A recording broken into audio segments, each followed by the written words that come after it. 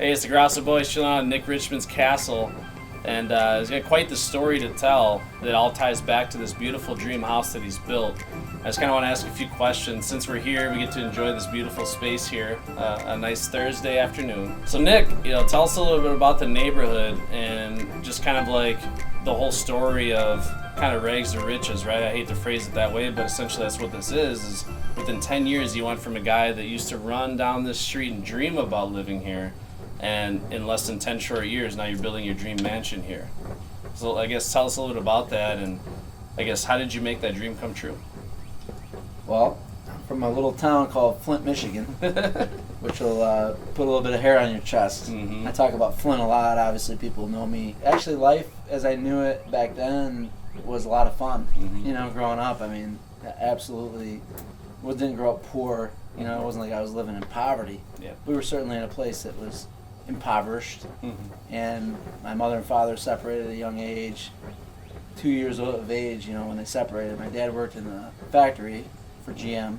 My mom was a LPN nurse, and she was going to school, doing her basic nursing by day and then school by night. And our grandma really, in a lot of ways, helped us out, raised us, and she was the one that gave us a taste of the good life. Because our grandfather was a GM of a credit union. He had some money. He had a nice business. He was an entrepreneur. We'd go see grandma and she'd spoil us, and then she'd drop us back off at mom and dad's house. But no, I mean, I'm a hungry guy. I always wanted something nice, something I could feel proud of. It really wasn't about the money. It was more about something I could feel proud of. Right. And now that I have a family, I wanted to give them something that I never had. I wanted to be able to show them a life. Yeah. And hopefully they'll look at this and laugh, and they'll want to take it to the next level. Yeah. But so of course, you and me, we're partners in Grasso University, and the Grasso methodology has been around for ages, almost longer than you and I have been around, right? And of course, we've retooled it for the modern world. But going back to when you first entered the home improvement industry in was it 2002? I think it was. Mm-hmm. And you were given this gift of the Grasso system. I guess how do you feel that in a way was the tool that you needed to really take your life and your career essentially to where it is now? And there's a lot of other things that went with it, right? But at least having that as a foundation you're able to build upon to really take your sales career, open you up to the industry, have that success in the beginning, and now take it to where you're at today. I guess how do you feel the Grasso system played a role, along with your relentless ambition and hard work, of course? Yeah, I mean, I was always a hustler. Yeah. I was a hustler. And I always found a way to get what I wanted, one way or another. I went away to school to study business at Western Michigan University. Going there, not really knowing for sure what I was going to do. I actually went there to run track and field. My gift was track. I was fast, I could jump. And I wound up walking on the basketball team. I actually played as a redshirt there for a year. My job was to run what they call scout squad against the starting five. So as a point guard, I would learn the opposing team's offense, run it against the starting five at a Division I school as a walk-on. Wow. I did that for a whole year, but I really didn't have a purpose. I was partying, having fun, kind of had my head up my ass. And then my brother Nathan, back in Flint, Michigan, started working for a home improvement company by the name of Paramount Home Improvements, and they were a window company out of Flint. And he started making a lot of money. Yeah. What seemed like a lot of money. And every time I'd go back, I'd see something new. New car, new TV. All of a sudden the house is getting remodeled. And I'm like, what the hell's going on here? And my brother Nate tells me, I'm following this sales methodology, selling for this home improvement company, killing it. Yeah. And he's like, man, they give you your own leads and you have to prospect and you wouldn't believe it. And I said, you got to sign me up for this. So that's what they did. They trained me to be the guy to incubate that Western Michigan office, never having sold home improvement, never having sold formally really much of anything. And back to your question, so I went to work for this company, and people have heard me say this, but it's a true story.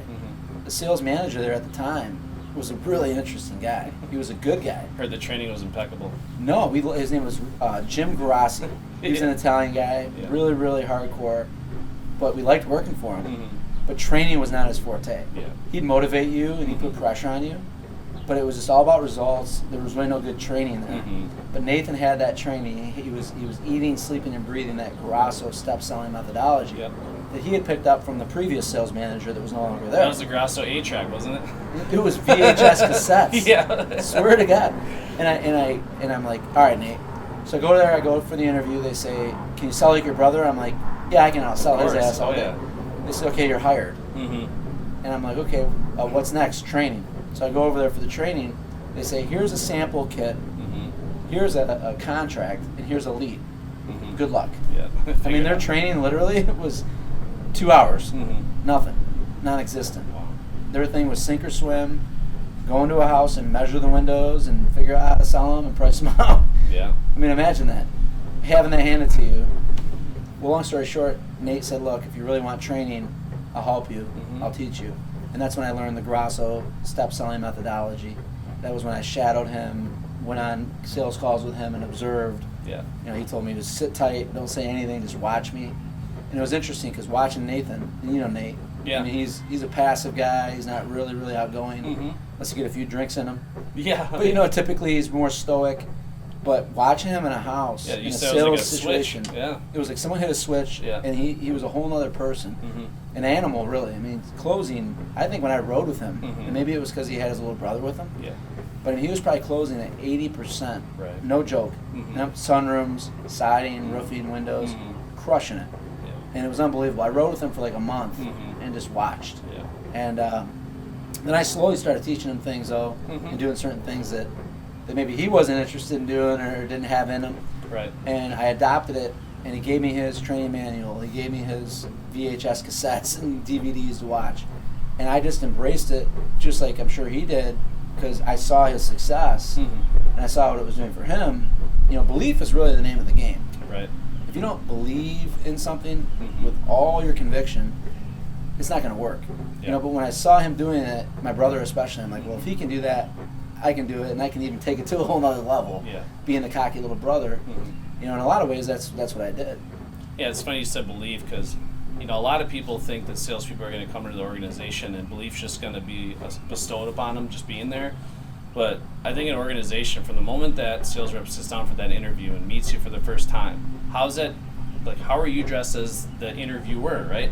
How does your office look? How are you going to get that belief going, right? If your office is in shambles, like, it's just a complete mess. There's no structure to anything. So I find if you knock that interview out of the park, you give them that initial training, because not everybody has that luxury, like you were talking, where you had a brother that believed in it and he mastered it, he could train you. Like, how many people come to an organization, they don't have the brother that they can learn from, take them under their wing, right? I was very lucky. Yeah, and seeing your brother succeed at following the system that gave you that belief. But that's what companies need to understand is, if they don't train that belief into the salespeople, even if you have the best product in the planet, it's just not going to be there, right? Because I'm sure you'd agree, I think most salespeople come into organizations skeptical of working there at all, right? It's almost like they took a chance on working there. Mm-hmm. So I can tell you that, and I'm sure you feel this way too, when you onboard a salesperson, when they leave your training, I'm sure you would agree their belief is off the charts, right? And that's what I always felt is, when I'm done training these guys, they're going to come out, first of all, saying it's the best training they've ever seen in their life, and I'm going to get this company logo tattooed on my arm because I'm working here forever. Yeah, that didn't exist at the company I started with. Exactly. But I think companies need to take responsibility for training that belief into their salespeople, and you can do that. It's a culture. It's Mm-hmm. not just a sales system. It's not just a methodology. It's a culture they have to develop. And, you know, there's never an end to how far you can take that, Mm-hmm. and it's never as good as it can be. Right. You know, that's the wonderful thing about it, is there's no limit to where you can take it. Yeah. And I think that's the mentality that we've had and that, Mm-hmm. you know, Nathan's company's had. And ironically, you know, so I was like the younger brother, Mm-hmm. the outspoken, you know, go-getter, Mm-hmm. not afraid of anything, and then he was a little more reserved. And I feel like in a lot of ways I motivated him to start the business we started together. Yeah. Later on in life, you know, in our early 20s, we started our own home improvement company. Yeah. And of course, we did a few things really well. We were really good at generating leads, especially kudos to Nate. He's a Mhm. marketing wizard. Right. But we did a great job of selling too, and we generated some great salespeople, training them on that same methodology, but we failed. Yeah. And we had a miserable failure, and we lost everything. So I definitely want to talk about that, because there's a lot of companies out there that they could be at zero. Maybe they're doing 1-2 million a year, barely scraping by, or maybe they have decent volume. But then we say volumes for vanity, profits for sanity, and they're upside down. They're in the whole $800,000, right? I guess, how are you able to come back? And what we're referring to, 2009, the market crash, banks shut down their lending, and one thing that you say that I think is truly commendable is it's not that the stock market, or it's not because the market crashed or because the banks stopped lending, it's because we were unprepared for that, for the economy crashing, right? Yeah, and that's such a great lesson. Humility is not, even though I'm a confident person. Yeah. Humility is not, not an issue either. Yeah. I'm very good at identifying and admitting when I'm wrong, when I've made a mistake, or when I fucked up. That's I have no problem with that. If you're going to take a chance on something and you're going to try to do something big for yourself, you got to go into it knowing you're probably going to screw up. Right. You got to go into it knowing you're going to make mistakes. But we made mistakes, and we learned from the things we didn't know. The economy crashing didn't help. That certainly wasn't a good contributor. We were probably already on our way to going out of business, economy failing or not, because there were so many things that we were doing incorrectly. But that economy failing really was the thing that rang our bell. Yep. That was the wake-up call.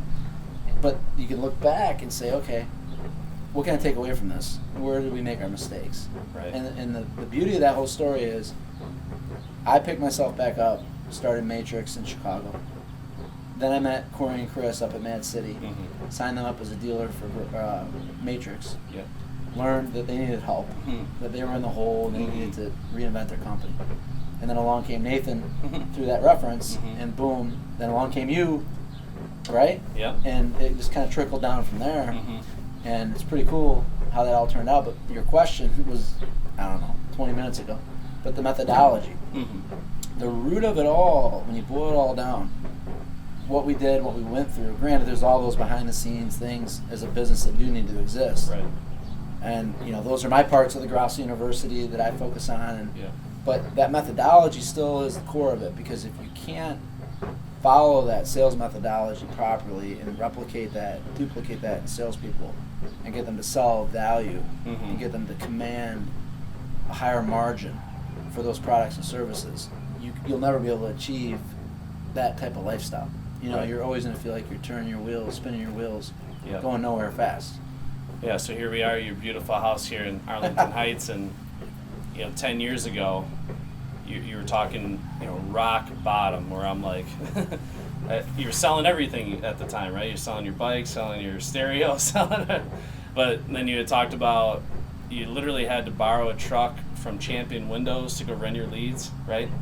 At the time, how does somebody go from 10 years ago really having very little to nothing, and then 10 years later, you're able to turn that all around, and now literally this paradise here in Arlington Heights, you're able to build your dream house. And for you, you're just getting started, which that's what's crazy about the story, is it's going to continue to grow. But how does one even go about doing that? Well, I do think there's a certain part of me that's kind of possessed, there's no denying that. I'm not going to sugarcoat it. I'm crazy when it's all said and done. Crazy for success, crazy for, I always feel like I'm at zero, like every day I wake up in my head, and this because I'm probably calling you like 11 o'clock at night to talk about business, and you're answering the phone. But, that's special. That's not born in everybody. I think that's something you develop. I don't want to come off arrogant. I really don't. And I do truly feel like when I wake up every day, I'm at zero. I'm never resting on my laurels, ever. But I can tell you a true story, and the reason why I don't tell it very often is I don't think people would believe it. They would think I'm embellishing, which I'm not. I moved here to Chicago because I love the city of Chicago. And I love my wife, Nikki, who I met in college in Western Michigan University. Her family's from this area. Her and I used to go to downtown Arlington Heights when we were dating, when I lived in Michigan. And we'd have beer, have a glass of wine, really cute downtown area here. And I would jog, I would run around this area back, 10 years ago. Pre-quarantine. When I was doing a lot of that. But I would run around this area right here. We're probably only not even a half mile from downtown. So I would get into this neighborhood, and when I was running around this neighborhood, I used to say to myself in my head, if I were ever going to drop an anchor here to build a home for my family to live in for the long term, this would be the neighborhood to do it. Because you have these larger parcels, Yeah. half acre to an acre. It's an unusual area here because you're so close to the city and downtown Arlington. But to get a piece of land like this and to build a house like this, you have to buy one, tear it down, and then start over from scratch. Well, 10 years ago, I didn't have two nickels to rub together. So this house was listed for $750,000. Yeah. I bought it for $500,000. Mm-hmm. You know how? Because I wrote a check. Yeah. I said, here's $500,000. Mm-hmm. Before you put this house on the market, you take a $500,000 right now, no contingencies, no strings attached, we can close tomorrow. Yep. And they were like, we'll take it, $500,000. But look, think about, I made $42,000 Yeah. my first year in business. Now, taxes came out of that money. Mm-hmm. I still had bills to pay. I still had mouths to feed. 10 years later, without even worrying about it, I wrote a check for $500,000 Yep. to buy this property, Mm-hmm. tear it all down and rebuild, which I put more of my own cash into most of what you see. You want the answer to your question about the methodology? Yep. That's how powerful it is. Right. And I mean that.